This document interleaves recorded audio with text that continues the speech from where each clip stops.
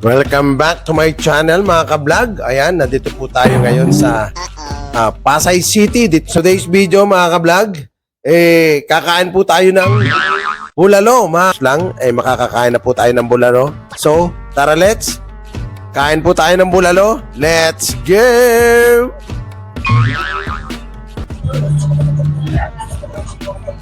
Na-amaze po ako kanina sa bulalo to, no? Bulalo dito sa may Pasay mga ka-vlog. O yan, titikman po natin para beef stock nila, yung sabaw ng pinakuluang beef.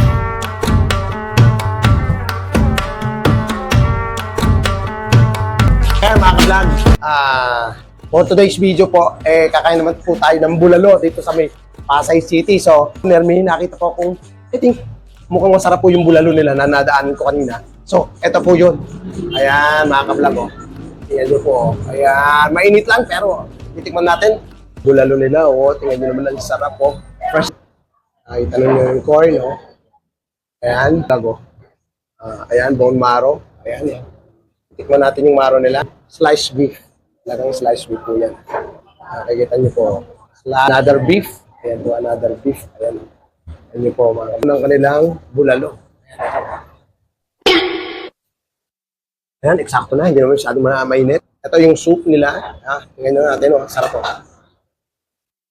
Masarap. Yung lasa, hindi siya maalat. Fresh pa yan kanilang morning. Kasi nakabalot po doon sa packaging nila yan. Ipan natin kasi mahilig po ako sa gulay.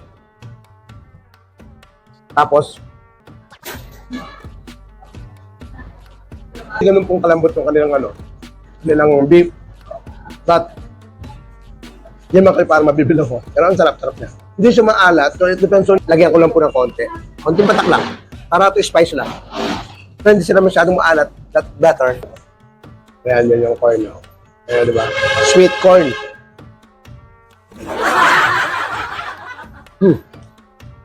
Sarap. Sweet corn. Parang yung Japanese corn, saka yung sweet corn, parang mas similar, may similarity po sila ng lasa. First bite natin, mga ka-vlog. Ayan, first bite with rice. Ayan, thank you, Mama Mary. Wow! Ayan na po mga ka-vlog, yung may rice natin, kuka natin, sugon natin.